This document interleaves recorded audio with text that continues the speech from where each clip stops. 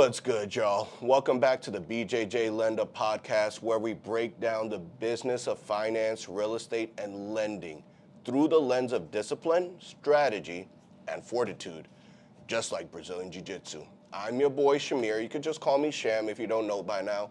And today, we're taking a deep dive into the state of the housing market, what's happening for first-time homebuyers, real estate investors, and how upcoming tariff agreements and interest rate shifts could change the game. Joining me today is my boy, Nasa, from SmartVest Capital. If you're in the investing space, especially in Texas, you already know my boy Nasa as a real estate expert who's been navigating in the market for years. Nasa, welcome to the show, my boy. Hey, appreciate it. Yes, Thanks, sir. man. All right, y'all. So let's start broad, bro. We've seen some interesting shifts in 2024. Inventory is still tight. Prices are still fluctuating, and demand in certain markets is cooling while others are still hot. What's your take on the stand right now, bro? So my take is the market's like an in-between right now. It's not a seller's Right. market, it's not a buyer's market. It's right there in the middle where it's like, it's that median. You know, interest rates are at 7 flat. They've been like that for the last probably 4 or 5 months. Yeah. They've been real stagnant, which is not a bad thing. I mean, everybody is crying, oh, interest rates are so high. They want to just wait 20 years before it's going to drop. And I mean, that's the... So cold hard truth is like they might drop, but at the same time, homeowners need to just hop on what it is right there. You know, I hate the saying, date the rate, marry the house. Like I think that's the most cringe shit ever. In my opinion, I think that's cringe. Yeah. My thing is bite off what you can chew. Right. Don't bite off more than you can. You know, if you're gonna just sit here and wait for rates to just drop, I mean, you're never gonna buy a house. You know, I agree with if they drop a freaking quarter point or something like that, that's not a big deal. But at the same time, like. You just want to get in there with what we have at hand, you know? Like, I was looking at a post the other day, and it was talking about how in the 70s, interest rates were at 7, and they didn't drop for 22 years into the 90s. You know, that could happen, but at the same time, I don't really see that. I mean, they will drop a little bit, but at the same time, like, homeowners need to just get in with what they have right now, not freaking wait for the perfect timing. There's no perfect timing. Let's be real. There is no perfect timing at all. And I was going to plug that in, too. Like, this isn't, I'm not going to say our parents' real estate market. This isn't our grandparents' real estate market, where in the 60s and 70s, they bought houses at 10% interest rate. Right. But guess what? The crib costs what, like 40, 50 grand? You're right. Yeah, So- low purchase price. Yeah, man. Like, we're not going to go back to 10% anytime soon, but No. we're not going back to COVID rates. We're not going back to 2 to 3% anytime soon either. Like, Man, 7 to 8%. That 2 to 3 rates, you know, that's when I first got into the real estate industry back in like 2019. So I've been in it for about 5 years, going on 6. And the fact is, like, man, I wish my capital was freaking. I wish I had more capital at the time to buy a lot more houses because I was just getting out the Marine Corps at that time. So I was broke as hell, man. But And I was going independent at that time. That was when I was working at the bank still, and I said, fuck the bank. Anyone sees my LinkedIn, you could vouch for that. But I've been in banking for almost 10 plus years at that point, and I just got sick and tired of the bank because of the fucking fact that I had to go to the branch every fucking day. Right. And I'm making the bank millions and millions and billions of dollars, and I'm getting what, like one dividend. basis point? Yeah, like dividends of that. Yeah, I'm making 70 grand a year, and I'm just, my bonus is, at the end of the year, adds up to like 30, 40 grand. Right. Of which I'm probably gonna keep 10, 20 grand anyway. So While living in New York, right? yeah, while living in New York. So making 80, 90 grand a year as a banker, making the bank millions and millions of dollars, when a friend reached out to me and said, yo, bro, why don't you just become an independent broker in the lending market? And that's what opened my eyes. And I just walked on faith, like I told you before we hopped on this call, bro. It's just like you said, date the rate, marry the crib. If you got into real estate, like you said, and during COVID times, 2 to 3%, guess what? Crazy. That still blows my fucking mind. Yeah, just to be a regular homeowner on the market, a home buyer, not an investor, they're putting you in handcuffs, my guy. Yep.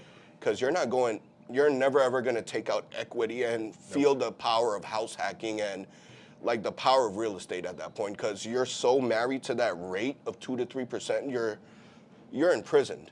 No, you definitely are. I mean, it's kind of funny how, I mean, we're talking about like just regular interest rates. I mean, you talk about hard money. Hard money was cheaper then too. I think even for like fix and flip loans, it was like a 9 and 2. 7, 9, 8, yeah, 9. 7 for rentals, 9 for fix and flips.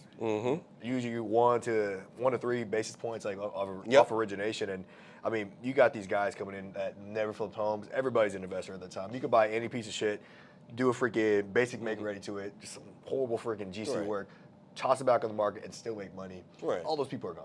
Same- All those freaking COVID freaking flippers, they're all out of here. All, Yep. all the real big dogs are still here. Yep. They took their PPP money, Yep. invested in a couple of real estate, did fraudulent shit. Yep. Yep. And they took their money and ran. And now that the IRS know they frauded their PPP, they owe them money or they're going to be behind bars. Man, and going back to what you were talking about when Yeah. you're working at the bank, I mean, it's good, and I just want to circle back to that. And Yeah. having people in your circle that encourage you to be a free thinker. You know, everybody's tied to that corporate freaking, that what's the word for it? You know, the corporate 9 to 5, right? Yeah. And that's Rat what you were race. doing for the rat race, you know? Yeah. And, you know, for me, I was in the Corps, man. I got out, kind of really didn't know what I wanted to do, but I was like, you know what, I'm going to go work in oil and gas, go be a blue-collar guy. Right. And, I mean, that's what I was thinking. And I had a friend as well. I mean, another free thinker, like, hey, man, you should probably try this, man. I can give you an opportunity. Like, let's get you into this. I'm like, man, I don't know shit about that. Yeah. Same reason with you. It's like, not the same reason, but same thing with you. You got your friend trying to say, hey, man, like, well, you're in corporate banking. Like, let's get you into freaking having your own lending freaking Right. part and being an entrepreneur. And, you know, nobody really wants to do that. I mean, for me, my whole life, I mean, growing up, get a 9 to 5, freaking, get a freaking 100K crib, get a freaking 50K truck, and that's it right there. You're good to You go. got your benefits, you got Yeah. your 401k, Yep. but I listened to my dad, my Army guy dad. He said, just get a 9 to 5, get 100K, Yep. get your benefits, raise a family, quit in 40 years, collect your income. Nah, I couldn't be doing that.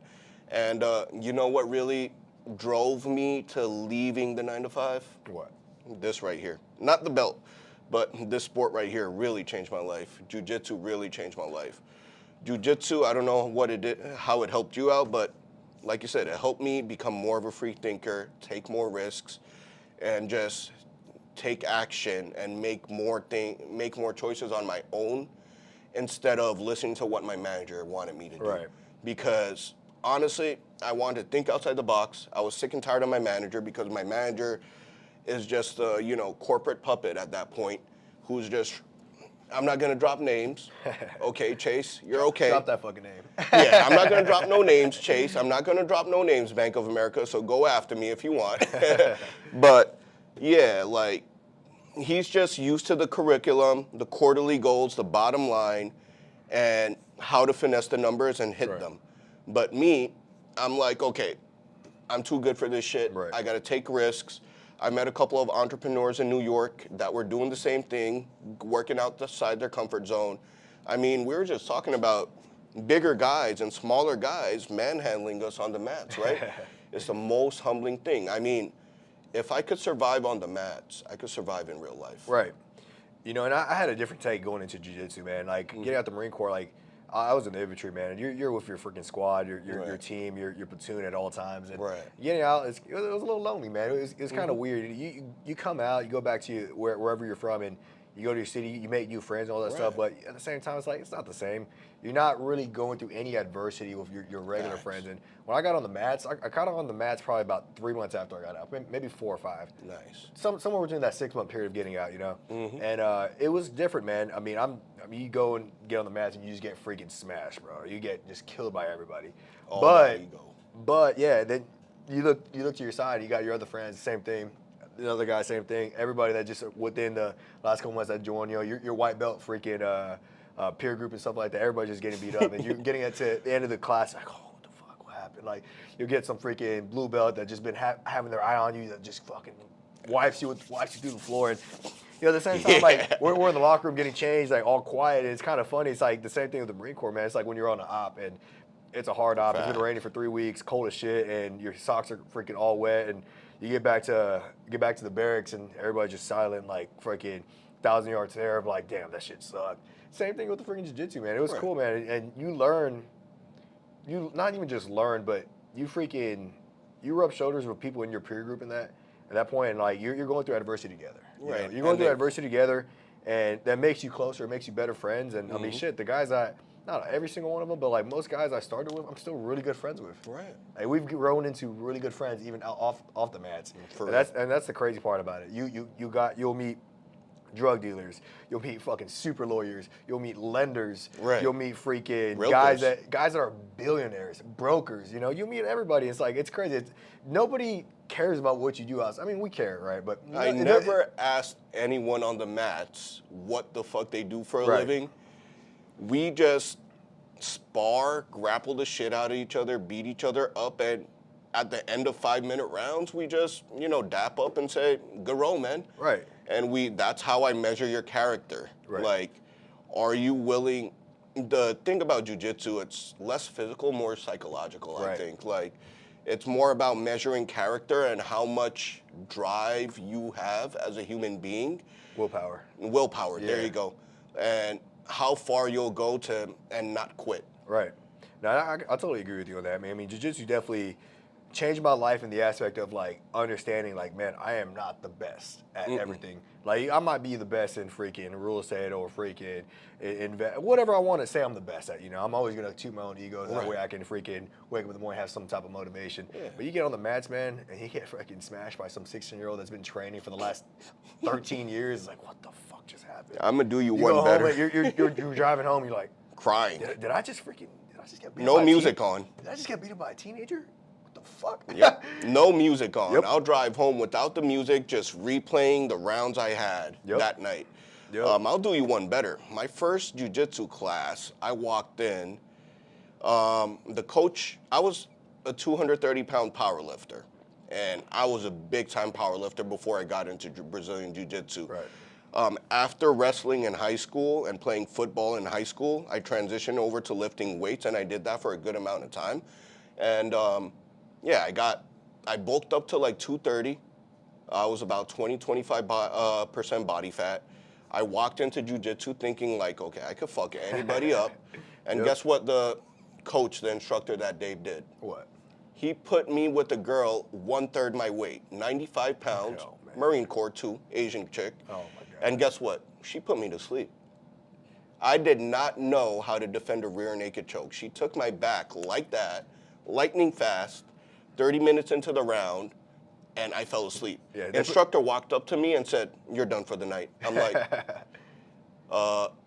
no, go sit on the wall. They got Zhang Willie on you.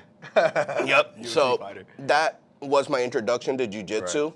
And for someone coming from the wrestling mats, it's a whole different ball game. I don't care what anybody says. Wrestling is go, go, go. Wrestling doesn't really have much of a strategy. Wrestling is about being aggressive and attack, being on the offense. Jiu-jitsu, it's like driving a car. You slow down, you speed up, you slow down, you speed up. You got to know when to cruise and when to hit the brakes and when to speed up. Yep. Just to tie all that in, NASA, before we go any deeper, I just want y'all to, you're a special guest here and you're going to make a monthly, habit to be here. Yeah, for sure. If our schedule permits that. Oh, permit. I want to we'll make it permit. Facts. I want to plug you in. Sure. With SmartVest Capital. Will you want to talk a little more about what SmartVest does before we go any deeper and talk about jiu-jitsu? So I'll keep it real simple. Yeah. Yeah, so what SmartVest does is we purchase homes. Okay.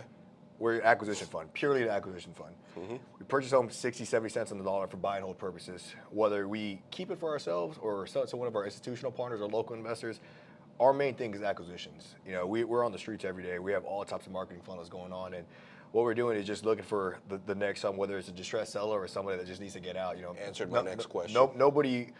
Sometimes it's not somebody always in a distressed position. Sometimes they just want to get out. Like they don't want to go in the market. They don't want to freaking do showings. They don't want to do freaking. They don't want to let their business out to everybody in the world. And they'll probably just give us a call and freaking let us know, like, hey, like, we're selling our home. And most of the time it's through referral. I have a pretty strong referral network. And, for the last 5 years of all the business we've done, like, it's crazy, man. Like, you just get some on a daily basis, man. On a daily basis. Especially real estate, man. And when they see that you're making, your clients see that you're making money for them, they're going to put the next 50 people on. Right. And, when we're talking to the homeowners, like, when we're purchasing the homeowner's home, I mean, we're being straight up. We're giving them the max offer we can do for their property, whether it's a timing like, hey, Nasa, I need to get home, I need to get out of this property in the next week. That is a fuck, I keep on jumbling my fucking words. Keep going. Don't worry about it. Whether they need to get out of the property quick, Right. or they just need to sell it because they're just in a bad position, or mom died, husband died, they can't afford the bills, like that's what we come in. We come in and give them the max offer we can give them out. You know, our max allowable offer, we'll put it on the table. We never want to like freaking cut anybody short of what we should give them on their home. You know, we want to give them the max amount, and that's the thing, man. And whether we hold it, we flip it, we resell it, it's all those different exit strategies are on the table. Right. And that's what we do, man. I mean, over the last 2 years that we've been in business, I've been in business for 5 years. Right. The company's been in business for 2. Right. For the last 2 years, our firm has acquired, I was looking at the numbers the other day, it's anywhere from like 130 to like 137, like between that 130, 137 properties acquired, all single family properties, you know. And I mean, over the last 5 years. And you had your like DNA and hands and all that on all of it. Yeah, every single one of them, man. I mean, it's crazy. And, you know, we're not always fixing them all up ourselves and freaking holding them or flipping them ourselves. We got our freaking capital partners that we'll resell it to, or, you know, we sell to one fund about 20 homes a month, give or take. And these guys are buying 90, 95 cents on the dollar. So it's fucking crazy, man. You got people that are overpaying single family homes. You know, you got all these different institutions out of freaking New York, freaking buying in Dallas, Houston. You know, our main market that we do business in is Houston, but right now we're tapping into Dallas a little bit too. You know, we're trying to do as much business in Dallas because eventually we're going to open up our own office, open up shop over there, man. Right. So, I mean, Dallas is next. That's what we got our eyes set on. You know, we've looked at Austin, but that's not really a market we want to freaking get into. It's just, it's like in LA. Yeah, I don't want to get too much into Austin. No, there's really not much to say about Austin. San Antonio, I mean, it's a cheaper market, but at the same time, like, there's not a lot of demand out there, man. Right. There's not a lot of demand out there. San Antonio is more for the culture. It definitely is more for the culture, but man, if you doing something over there, it has to be cheap. Yeah. It has to be cheap, man, because if you're touching that $200-300K price point, whether it's a hold or a flip, I mean, I'm telling you, man, go to Houston, go do business, go to Dallas, just stay out of San Antonio. Right, like we'll do business out there, but like I said, if we're purchasing it for like 50 to 60K, that's what we're buying. We're not gonna buy anything in San Antonio over 150. If I'm being honest, you know, there's no point. Honestly, you're not gonna get much profits out of it after like renovation or anything, so to speak. Really?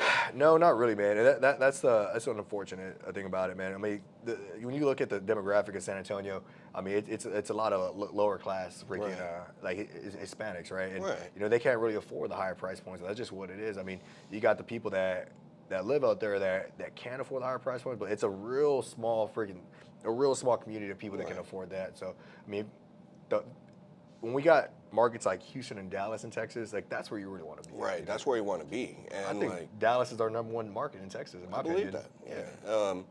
We have a couple of guys that on the mats that came from San Antonio. You know what I'm saying? And thing is, like, you know, if you grow out of San Antonio, you got to leave. Like, a couple of the guys, you know, Gracie Baja is expensive. We all know that. Right. Everybody that's watching my channel knows about Gracie Baja because you're a jiu-jitsu practitioner one way or another. So you already know we're part of a cult, but we keep it real, y'all, okay? Gracie Baja is fucking expensive as fuck, but we do it for the networking. Right. Like, I wouldn't have met NASA, NASA wouldn't have met me. We wouldn't have met the tons of millionaires that are in the Gracie Baja. Billionaires too, man. Billionaires, apparently. Too, man. That's the crazy part. Yeah. I never would have thought. Yeah. So I talked to Upiano. He said that we got some billionaires at River Oaks. Yep. You got to pay to play, y'all. I mean, we're not paying just for the jiu-jitsu, but we're paying. It's kind of like people going to grad school, okay? You're paying for the education and the network and the alumni that are part of Gracie Baja. I mean, Gracie Baja gets a bad name, but shout out to Professor Upiano and the team at River Oaks and West Chase for actually running a legit program as opposed to a couple of other academies out there that give our community a bad name. But like I was saying, San Antonio, we got a couple of heads that outgrew San Antonio and are in the Gracie Baja network. I mean, my business partner himself, he's from like an outskirts town of San Antonio, but he lives here in Houston. He moved here a couple of years ago after he finished grad school. And I'm telling you, man, like you outgrow certain areas, just like how it's slow as fuck when they moved to. Sorry to cut you off, but when they moved to Houston, they're like, dude, I can't keep up with the pace in Houston. San Antonio's like 20 times slower than this. Right. Like the things we do in one day here takes me 2 weeks in San Antonio. No, yeah, I talk to my business partner about that all the time, man. I mean, it's small town USA out there, especially for like the outskirts cities. You know, even with our outskirts cities like Katy, Cypress, Spring, all that stuff. Like Still those fast. Yeah, they're still a lot more faster paced than over there. But I mean, that's South Texas. I mean, you go to Dallas, same thing. Like those outskirts cities, they're still pretty fast paced. You know, I mean, that's just part of it. I mean, those are freaking big cities, legit big cities, man. And I mean, I think Houston is a fucking crazy market. Whether it's like talking about the housing market, the freaking the employment out here is crazy. I mean, it's a melting pot. You got people coming from all over the world to come to Houston. I was talking to one of my Israeli buddies the other day, and he was telling me, he's like, man, Houston is a land of opportunity. And I was like, it really is, man. Because Miami got bought the fuck out, guys. Yeah, Miami, that's a cesspool itself. Right. Don't get me wrong, I mean, it's a beautiful city, but I mean, Miami is is fake. New York Part 2. Miami's fake. Yeah. That's just what it is. All the BBLs. Let's not even talk about that. And let's stay on topic. But yeah, San Antonio, you don't want to do investment properties over there for real. Like people grow out of San Antonio and move to Houston or Dallas to seek opportunity, and they just become what's the word I'm looking for? Acclimated. Right. Yeah, they get acclimated with the pace. It's not going to happen tomorrow. It's not going to happen overnight, but they have to get acclimated with the pace of life that goes on over here. For me, coming from New York City and moving here, I had to dial it back. But I was like, that's like one of the fastest paced cities in the United States. But still, we move quick over here. We move quick. Still, Houston is still a metro. Houston's still moving quick. It's fast paced. I don't care what anybody says. It's a little slower than New York, but guess what? It's still fast. Don't get me wrong. We have people coming in from San Antonio that are trading with us saying, dude, how the fuck do you, manage to, keep up with here? I'm like, dude, this pace is slow for me. You know what I'm saying? Thanks for talking to us about SmartVest a little bit, NASA. So let's just go talk a little more about, current events, what's going on in the market and the government right now with the impending tariffs and how it affects both your line of work and my line of work as a real estate broker and a mortgage broker.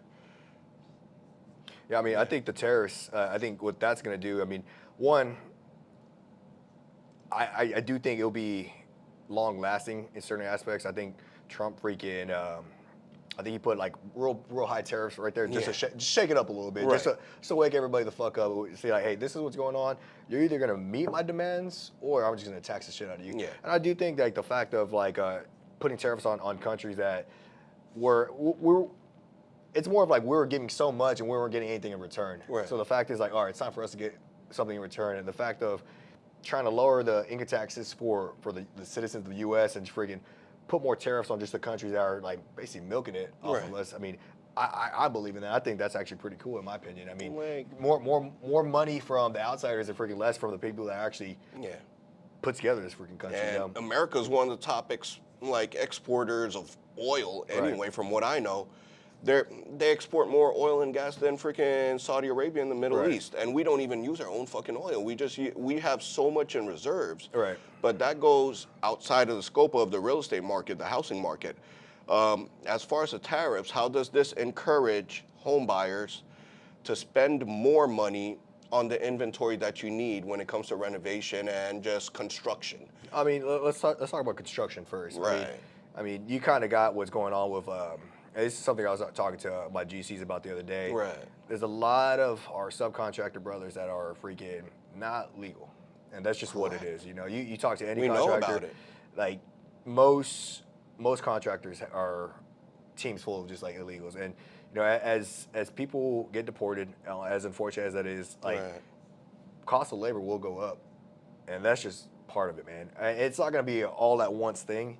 Right now they're getting the criminals out of here, but at the same time, more people that aren't criminals will start getting deported that don't have their papers correct. And I agree. With that being said, I mean, you're going to have to rely more on just American citizens. And the thing about American citizens is you got to pay. You got to pay a lot more, and that's what it is. I mean, most contractors that have illegals on their crews and stuff like that, I mean, they're able to freaking get away with paying very low wages to them. And for American citizens, support their families. American citizens minimum is freaking what? Is it still $7.25? For freaking minimum wage? So you're paying these guys $7.25, and you gotta pay overtime. You gotta pay freaking if they're W-2. You gotta freaking the taxes, Benefits. insurance, benefits, and I mean it's more expensive, man. Yeah. And so labor will go up.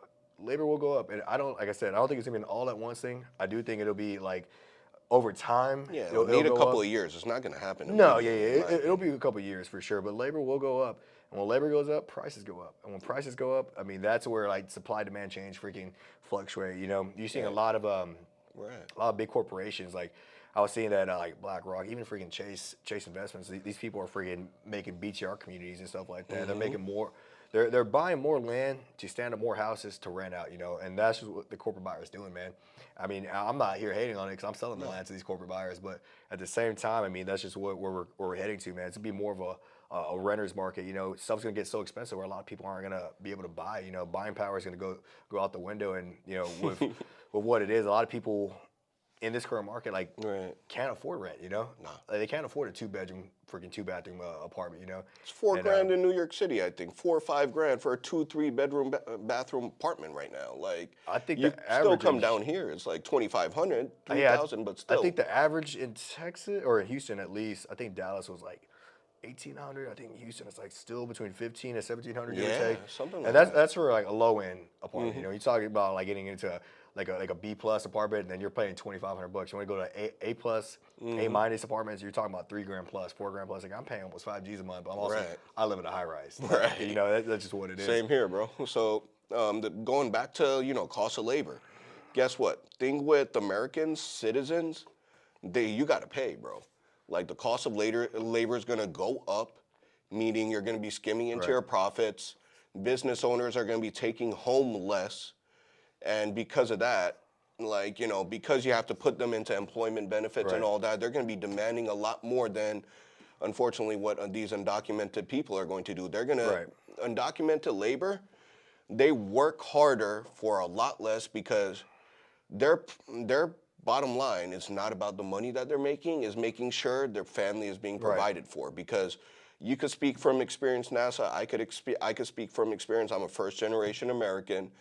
I understand the stuff that, like, my family, my relatives had to go through Right. just to make it in this, great country of ours. Right. But, like, some people are less fortunate. They have to, cross the border. They Right. come on a ship from Cuba or, like, they somehow make it over here for another, like, second chance. Right. And because of the situations they've been given, they can't work with papers. And, they're out here, they had a corporate career back home. They're Right. like attorneys, accountants, Doctors, man. engineers, man. Yeah. They're coming here like washing dishes Yep. or bussing tables or going into, Chasing that American dream, man. Yeah, Chasing that American dream. Yeah. Freaking keeping their family fed, bare minimum stuff, but doing everything they can to Right. freaking get to that, and that's the thing, man. Like, me talking about this is like no way hating on immigrants, Right. man. Immigrants are the best workers I ever freaking met. Like I have a few guys that are immigrants that work for me, and freaking biggest hustlers I've ever freaking met, in the sales oh industry. man. Now what? Let me tee you in on that one. It sounds fucked up, but it's part of the game, man. Like, anytime my dad and I needed to get any renovations done in our New York City house, we just go to Home Depot. You're gonna have a line of Mexicans just standing there, Right. looking for work. Right. And you'll say, hey, I'll pay you $100 to paint our walls. Right. Or, put a slab of, put this gate together Right. or whatever the work is. A job that is probably like $1,000, $2,000, you just tell them, I'm gonna give you a couple of $100. Sure. And they'll take the job. No, that's a fact, man. Even for us, like on the remodel side, whenever we go to see our freaking remodels and stuff, like midway, let's say the phase two remodel, and they're hanging drywall or freaking putting up texture for the sheetrock, like stuff like that. Like you go in there, these guys are partying, having a good time. They're in there getting it. They're not in there complaining. They're not in there bitching. And that's the same. Like we need our immigrants, man, and that's just what it is. And they're just blasting their music. It's for the culture, man. They're gonna Right. be sipping on their Heinekens, their Coronas. Oh, yeah. One You of got my the beer mentors, bottles in the front yard. Yeah. Oh yeah, I come in there. These guys popping a are partying. Percocet and going to work. Now like, let's be honest, carpenters. I know what y'all do. My mentor in the financial service industry before he got into, lending and investments, used to be a carpenter, and He used to tell me the boys used to just pop Percocets and have a Heineken in hand and just go to work. Some of those guys are wild, man, but they get the job done, man. Yeah, They they'll get the do fucking 10, job done. 14 hours. Labor that is not legal, but guess what? They'll fucking do it to get the job done and so that their family gets paid for, right? Yep. And as far as the tariffs, man, I do think the tariffs will. Benefit us? I think they'll benefit us in the bigger picture as far as the United States and like taxation and all that good stuff. But as far as like material, that is I was where getting into that. That is where it'll affect us a little bit. Like I said, labor's gonna go up due to undocumented workers like getting kicked out the U.S. with having to come in the right way. But the tariffs on like as far as like supplies like lumber, metal, like we can make we're self-sufficient country. We can make a lot of stuff ourselves. It's a lot more expensive. But if we get stuff from like let's say Mexico or whatever country we're getting Like shipped bamboo from China. right? Like even like Chinese material, like it will get expensive. Like all the plastics that we get, like whether it's freaking like vinyl for freaking siding or whatever the fuck we get, it will get a little bit more expensive, and that's just what it is. Like but at the same time, with the tariffs, and let's say taxation does play out like this way the next couple of years where the American citizen gets taxed less, whether you're whatever class you're in, let's say that does work, I think it will freaking balance out at some point. I do think in the beginning it will be rough and prices will go up, it's going to be expensive. Yeah. But I think it will balance out at some point, you know, and I believe that. I'm a big believer in looking at the bigger picture, and I see it working, you know.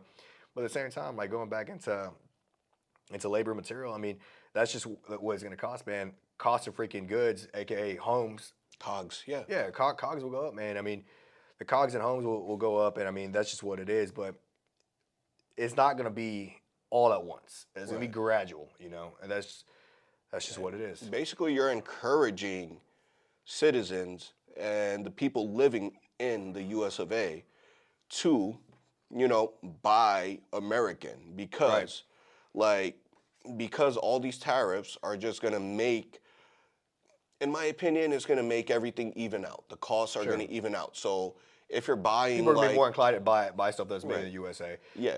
If you're buying sheetrock from the Caribbean or wherever you're buying sheetrock from, now you're encouraged to buy it from the USA. And once you throw tariffs on it, it's pretty much going to be the same cost at the end of the day. I was talking to my wife the other day. She was complaining. She like her Shein order from China. She had it in her cart online, and stuff got more expensive while she had it in her cart right before she ordered. She still ordered it at the end of the day. Right. It's probably like $1 or $2 more, or whatever. Because like, you gotta think about it, like that stuff from Shein is like cheap material, but you know, stuff's already going up. I mean, and like I said, it's not gonna be this crazy. Oh, frick, something's $20. Now it's 50. It's gonna be gradual. It's like, all right, it's $20. Now it's $23. You know. I mean, we already saw that in the past like 3 to 5 years. The cost of eggs. Let's start off with eggs and milk. How much do eggs cost? Shit, I think like I don't buy groceries myself, so I don't know how much that shit costs. I think it's like $5 a dozen now. Back when or like $1.20 back in the day. Yeah. It was like $1.25 a dozen. Now you get back in the day we could have got 4 dozen for $5. Now a dozen at Walmart is like $5 and shit. Cheat code. Freaking know somebody that has chickens. Yeah. That's the ultimate cheat code right there. Facts. Be friends with somebody that has a ranch. Even if they don't got a ranch, if they have chickens in their freaking backyard, be friends with them. They will get you. They have too much sometimes. Like one of my buddies, Oz, he's one of my partners in GCs, and I remember I was like, hey man, do you have your own chickens? He's like, yeah. He's like, oh, bring me some eggs. I thought he was gonna bring me like 6 or 7 of them. He brought me like 60. God bless his soul. Big ass bag. He said, hey man, just don't break them. Put in a basket that way they don't toss. I was like, hey bro, you got it. He just gave me 60 at a time. I mean, if eggs if I was a college student now, as opposed to back in the day, I wouldn't be able to make it as a bodybuilder, bro.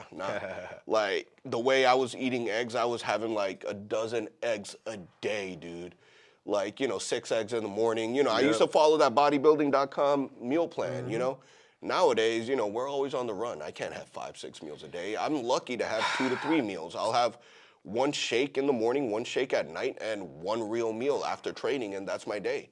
But like, if I was following the college student diet, I wouldn't be able to make it these days. Buying like $5 for a dozen eggs, shit, I'd probably have to live off of 2 to 3 eggs a day back then. Back when I took lifting weights seriously. Nah, yeah, I mean, even nowadays, if I eat eggs in the morning, like this morning, I freaking ate, I think it was 4 eggs and some potatoes. Yeah. I mean, shit, was that meal probably cost me like $10 Right. just looking at that. But at the same time, I mean, And we have significant others. We have wives. We have families yeah. now. So I gotta spread that cost out. I don't know what y'all think if we're like, millionaires, billionaires. We still gotta, budget ourselves at the end of the Yep. day, y'all. Like, groceries are like one of the top expenses, dude. Yeah, that's one thing. If I'm gonna spend money on anything, Yeah. I'll spend money on food. Right. I've definitely tightened up over the last couple of years.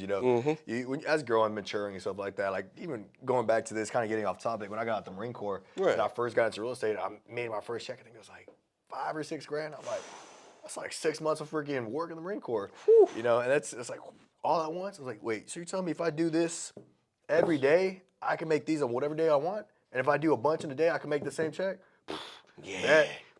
Just freaking run it up at that Right. point. And that's one thing I've never been shy. Like, I'm gonna spend money on food, but as you grow up and mature more, you tighten up different things. Like talking about drinking, like Right. I don't really drink too much anymore. And No. the fact is, it's like I spend a lot of money on drinking. Like, oh, I have money in my pocket. Let me freaking go to the club and pop these freaking bottles that are freaking 30x what they cost at specs. And I mean, that's stupid stuff. But if I'm gonna spend money on anything, I'm gonna spend money on food. Yeah. My diet is very important. I like being in good shape, and I like being I like feeling good. Right. Because if your diet's good, your mental's good, and that's the way I Right. see it. I mean, shit, I was eating like 2 meals a day for the longest time. I was wondering, like, man, why am I free? I lift a lot of Slow, weights. I'm always tired. I'm training. I'm like, I'm supposed to look better. I'm supposed to like feel better too. What the fuck's going on? Well, I'm eating 2 meals a day. You're gassed out. Yeah, I'm gassed out. Then I freaking upped it to 3. I was like, okay, I feel better. Upped it to 4. Shit, I did 5. I was like, that's a little too much. I'm not gonna force feed myself like that because I'm not bodybuilder or anything. 5, but 6 is pushing it. 3 to Yeah, 4 man. is okay. 3 to 4 is okay. And when I have a 4 meal day and I go train in the evening, man, I feel fantastic. Pumped. I feel like a monster on the mats, man. I'm like, all right, I'll go against the big boys. Like, all right, come here, where the 250-pounders at? I'm Right. gonna smash these motherfuckers today. Yep. But that's like when I get that. And for the longest time, I think for a good year, man, I was eating like 2 meals a day just because we're busy, right? We're Right. busy guys. Then you go train and you're like gassed as soon as you freaking start drilling. I'm like, dude, like I cannot be here. Then you stay for a 2 a day. And you're like, dude, like I don't, like you're trying to drink more caffeine to get fueled up, but you're more just like wired and Yeah. you got anxiety now because like, you have no food in your system and you freaking got over caffeinated. Oh, and then when you're over caffeinated, dude, on the mats, if you have a big boy step like getting on top of you, and yeah, you gotta make a run for the bathroom real quick or some shit. Like you're gonna make some deposits if you know what I'm talking about. Like if you're on an empty stomach and you're caffeinated, it's not gonna be pretty. No, man, it's the worst. It's the worst. But that's what I'm saying. Going back to food and cost of goods, right? I mean, yeah, man, prices are going up, but that's just part of it, And I always tell people it's like entrepreneurship, at least if you're an entrepreneur, not just like a 9-to-5 person in the rat race. Obviously, if you're listening to this, you're probably not in the 9-to-5 rat race. Make more fucking money. Just make more money. Right. Go harder. Go harder. Right. Turn up a notch. Turn up a notch. Find a hobby that you could, monetize at the end of the day. Like, find a side hustle. It doesn't have to make you $100,000, 10 grand a month. Just make extra money that you could put aside into your savings or reinvest that shit. Reinvest it. That's all we got to tell you. This is a lifestyle podcast at the end of the day, outside of teaching you how to invest your money. But just like, healthy body, feel your body, you feel your mind. So, yeah, like we're busy individuals. We're not always going to eat healthy, but we're going to eat enough to get us have us get by, if you know what I mean. You're talking about like freaking like making more money, and at the end of the day, if you're under, let's say, I'll say under 50. If you're under 50, make those volatile investments. Like, make those risky investments that you got time to bounce back. Yeah. You got time to bounce back, especially if you're under 30. Like, if you're not taking a risk, you're doing yourself a disfavor. Right. Yeah. You're working. You're going to be Disservice, working. my bad, not disfavor. Yeah. You're working until for another 20, 30, 40 years at this point. Yeah. Go ahead. You'll make that money back as long as you're not freaking putting your rent on the line and you're gonna be on the streets. Like, don't do that. But if you have like extra cash, like savings account, like what I see, like if you have a savings account, like you're just wasting that money. You're keeping it there because what is it that Chase freaking gives you back on your money, like for just keeping it in the savings, like 0.03%. 0.03%. When you let's say you got, Is that even fucking worth it? That's not even inflation, y'all. No. Like inflation is like 5% a year, and that's what your boss probably gives out every year as a raise. making you think you're making more money. No, you're just keeping up with the times, y'all. Get a side hustle, fix and flip a house, buy a rental property. Or if you think that's even too risky, put in the S&P 500. Yeah, Like, do that's stuff as like safe that. as you can get, man. Yeah, and that's what I'm saying. Like, I know that because my freaking partner tells me all the time, like, hey, just put your extra cash in the S&P. It's like, bro, let's put another flip. I'll put another flip, or let's go do, like, I'm always just like looking for the risky stuff. I don't want to. You want to make it. No, like, yeah. You know, coming from a drug dealer lifestyle, okay, you're just trying to make the next. You're just trying to make the next key. You're trying to make the next band. You know, Right. you're trying to sell. You're not trying to find the customer you're going to sell a dime bag to, but like a pound or something. Not to get off topic, but it goes back into business because you're learning how to, sell your drugs. And if you could make that empire, you could do this too. Yeah, I mean, I say this all the time. It's funny because I meet some guys that come from backgrounds like that. They're like fixing flippers, and they don't give a fuck. They're like, they don't care if it. They just want to keep it going. They want to keep that money rolling, keep it compounding, keep it compounding, keep it compounding. They're not gonna freaking, I made 60 grand on the flip. Now I'm rich. I'm gonna pull out for this. Like, all right, no, cool. Now let me pull out freaking what I put in. Let me get this money that I made as profit, put a little in my pocket, freaking living, boom. Put the next one, next one, next one. These guys just keep it compounding. Correct. They just keep it compounding. And that's what I'm a real believer in that. For me, it's like for what we do, it's like we just keep the deals going. That's why we're able to pump like 20, 30 deals a month, Right, especially right now in 2025. We're talking about all this stuff, the tariffs, the housing market, the cost of labor. Like, we're fucking gunning it still, man. We're still gunning it. Interest rates are at 7%, and we're still gunning it. And if you're a real investor, y'all, like, nobody gives a fuck about the interest rate. You care about the deal and how much your bottom line is going to be at that. And it goes back into it. It's not even just about like what you can resell for. It's not about how much the rehab costs. It's about the freaking what you buy it for. The only thing that matters, and at least a real estate investor, I can say this is the acquisition, what you buy it for. And the cash on cash. Yeah, the cash on cash return, obviously, but it all matters of what you buy it for. The deeper you buy it, the more money you'll make. I mean, that's all about the purchase, And all about the acquisition. And you're the type of dude I like working with because you're not the dude that's going to, hound me as a lender. Like, yo, Sham, what's the rate? What's the terms? What's the rate? You guys don't give a fuck about that. And because of that, because you're trying to get the deal done, I'm going to try to get the deal done. I'm going to go to my lender. I'm going to go to the bank, and I'm going to try to shave off points so you can maximize your profits. Either way, you're getting paid, I'm getting paid. I don't care if you're going to pay me 5 points or you're going to pay me 2 points. I don't give a fuck. Like, because I know you're going to be a recurring client. Repeat business. Yeah, repeat business. And that's the honest fucking truth, y'all. Like, I like NASA. I like SmartVest Capital. I like clients like y'all because of the fact that you're going to keep on coming. Oh, yeah. And it's going to keep on giving me business. Y'all ain't going to stop. And, at that point, when we have a relationship, I'll put 0 points, and the lender will probably give me half a point. For you regular, residential buyers, yes. Even though I'm charging on top, lenders usually give me half a point, 1 point. But that's what the lender is giving. But half a point, 1 point is not going to feed my family. That's why I'm going to give you a 3 to 5% origination fee. I'm going to keep it real with you. But if you're an investor like NASA and we're going to be doing bulk deals, I will not take no commission. I just care about getting the deal done at that point because you're going to be blowing up my phone 2-3 days later and saying, yo, Sham, I just got another property. Let's get this shit done. I'm like, okay, just fill up the app, give me this paperwork, and I'm going to submit it to the bank, and the bank already knows who you are, and they're just going to send you the cut and dry offer. And that's what goes into like the repeat business part, Yeah. And the repeat business is seeing like the bigger picture, I tell this all the time to my sales reps. It's like, it's all about like the relationship, If you see somebody that you want to do business with and they need it for like a certain price, like as long as we're not in the freaking red, get it done. Right. I'm all about doing relationship deals. Relationship deals is what got me to where I'm at today. Making that $1 grand on a deal, making that $2 grand on the deal. Exactly. Years later, I mean, it's to the point where you make that 20 grand on the deal, You make that 100 grand on the deal. And that's the part. Like, you got to start by getting some momentum, getting some business, taking a haircut on your freaking check in the beginning. That way you can maximize it at the end. Because you're talking about repeat business. Like, I have clients I do business with that I've been doing business with for the last 5 years, nonstop. We talk 3-4 times a week to this day. I like my hotel buyers, dude. Like my hotel investors. I'm not even investors, hotel owners. They're going to, those are the guys I love because those properties, I make a nice commission off it because it's like averages $5, $6, $7 million properties, averages. So I'll shave off points. I'll take a fucking haircut because I know you're going to buy like 6 to 8 times from me a year. Right. And going back to what we're talking about, like the purchase, like the acquisition. I'm not even talking about like home ownership right now. I'm talking about just strictly investments. Like, if you're an investor and you got a freaking lender like Shamier, like what you want to do is like you want to send it like if you're eyeing a deal and you kind of have like a ballpark where you're at or what you're offering, you're gonna shoot it over to them like, hey, how much do I need to purchase this for so I can cash flow $500 this month? That's so I where I get wanna the be. maximum cash on cash return. Like, where do I need to be at? You need to be at this, NASA. Cool, let me go work on it. Yeah. At the end that of the day- point, I'm going to freaking back to the homeowner. This is where I need to be. It's my bottom line. Like I need to be here. My max offer is going to be this.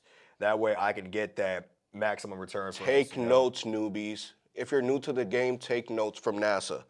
All right. If you're new to the game, listen to these, gems, because these are free. These are free. It's good. You're gonna, you want to get into the real estate market. This is what you do.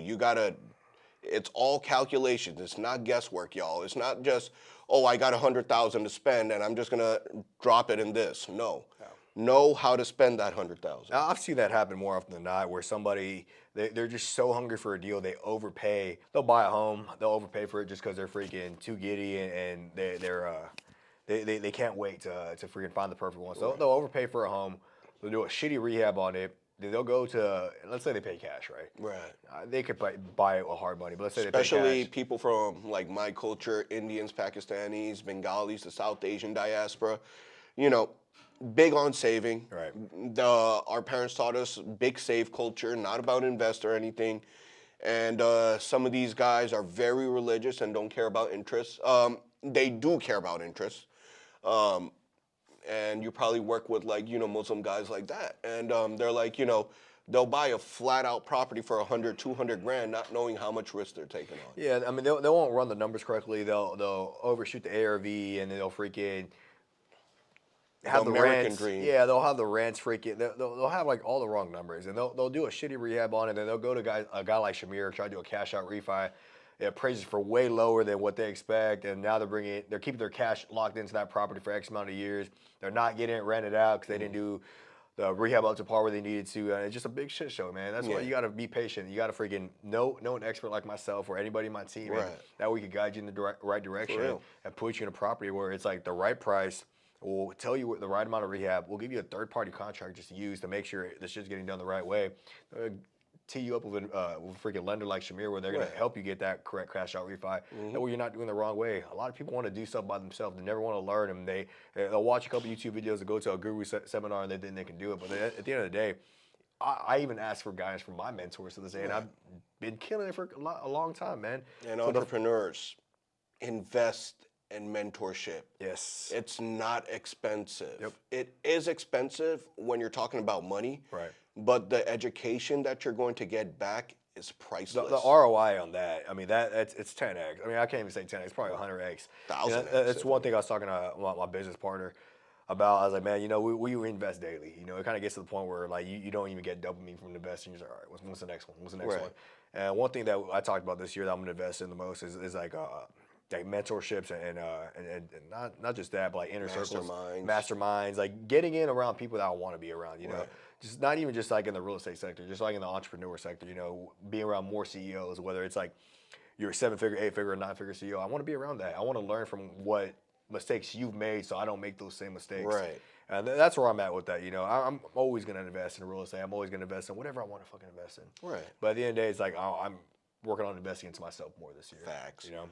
Yeah, so there you have it, guys. We're gonna keep the ball rolling, and the question on everybody's minds. We brought it up at the beginning of this segment, beginning of this podcast, and everything. NASA is going back to interest rates.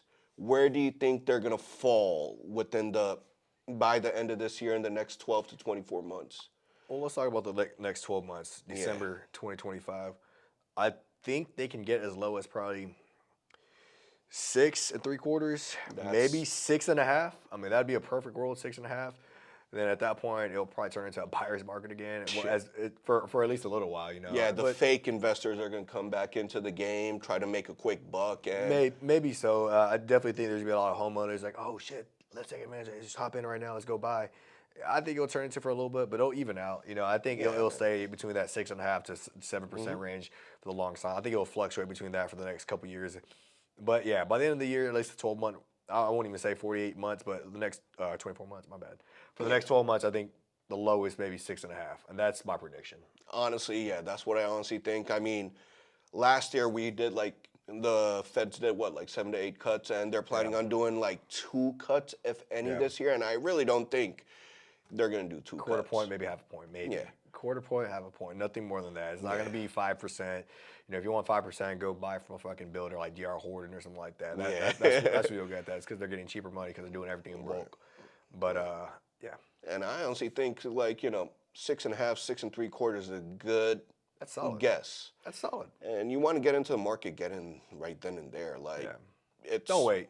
Don't wait. There's no such thing as a buyer's market or a seller's market. It's always a market. You make the market as a business owner, as an entrepreneur. If you know anything, if you know any better, you got to go out there and create the market. And if you want something and you can't afford it, go get it. Yeah, Whether figure it it's out. like I said, getting a side hustle, flipping, freaking doing whatever the fuck you got to do. Like there's a lot of people that figure it out. If you want something, it's as simple as going to go get it. Right.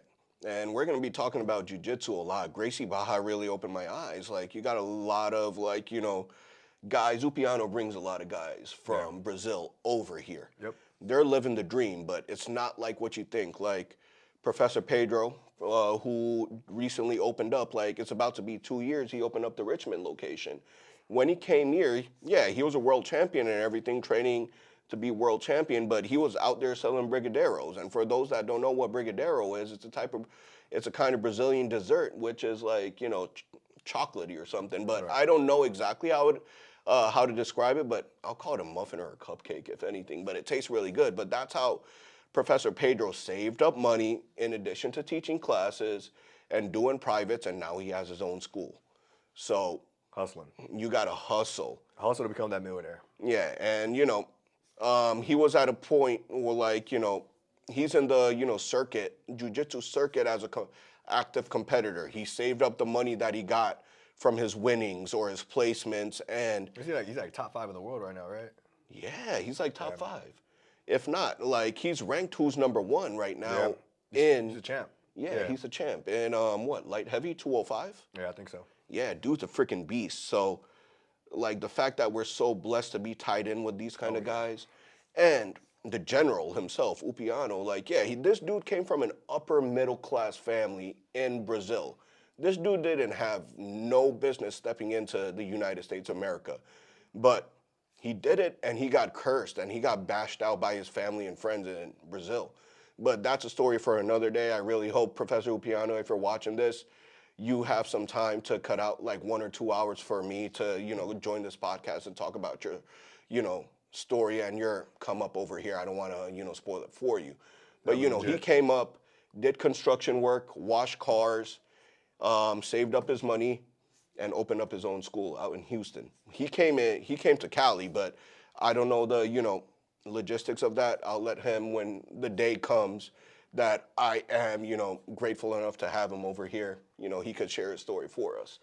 But the interest rates are going to be, the rates are going to be the rates. I mean, if you're a real investor and you want to play the game, fuck the rates, look at your bottom line, go back to the equation, understand what your ARV is, then you got to refinance, and then you start your American dream, because you're going to be taking out equity of your first property and then just reinvesting it and buying. That's how people get. It's not gonna happen in 1 year. Just remember that. It's one thing I talk about all the time with my partner. We fucking kill ourselves, man. Thinking oh shit, we're not there yet. But it's something doesn't happen overnight. It takes a little time, but that doesn't mean drag your ass. That means freaking get to it and keep it going. Yeah. Hustle your way to where you need to be. Hustle your ass off. Do what the hell you got to do. Max out. I'm a strong believer in maxing out everything you do. If you're doing something, be the best at it. And if you're not the best at it, learn from people. Take a haircut and freaking doing a deal to be around somebody that do that shit for free, man. Do it for free. Be around mentors. That is going to come back, and you're going to benefit from it 100x, 1000x. And if you got a little bit of money in your pocket, invest in some mentorships, invest in some inner circles, masterminds. Do what you got to do to get around the people you want to be. I'm a real big believer in that. If you want to be something, surround yourself by at least 3 of those people. And if you're hungry, we got funding specialists here. That's not my line of work. I don't want to get into it. People that will help you, get the funding that you need through credit cards, line of credits, and all that. And if you're hungry, you're not looking at that, credit card limit as a loan. You're looking at it as an investment. So use your credit, but that's not my place to talk. What I want to jump back into is how we started this podcast again, bro.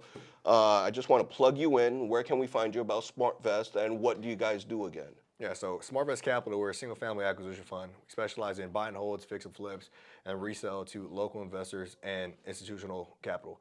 You can find us on Instagram at SmartVest Capital or on Facebook at SmartVest Capital. Thanks, bro. And as always, everybody that's tuning in to the BJJ Lender, season 2 is going to be fire. We're going to have NASA pulling up over here once a month, going over state of the market in, the state of Texas, cities of Houston, Dallas, even San Antonio. Fuck Austin. Real talk. Jiu-jitsu gets everybody together. Yep. I'll tell everybody, sound mind, sound body, as I tell everybody. And follow SmartVest Cap. You already know where to follow me, the BJJ Lender, guys. Keep rolling. Stay hungry. Keep rolling. Smash that like button. Ring that bell. You know what to do. Follow my boy, SmartVest Capital. Follow my boy, NASA, at SmartVest Capital on Instagram. You know what to do. You want to make your first investment? Hit him up. Very knowledgeable. We dropped some gems here today. I'll see you on the next podcast.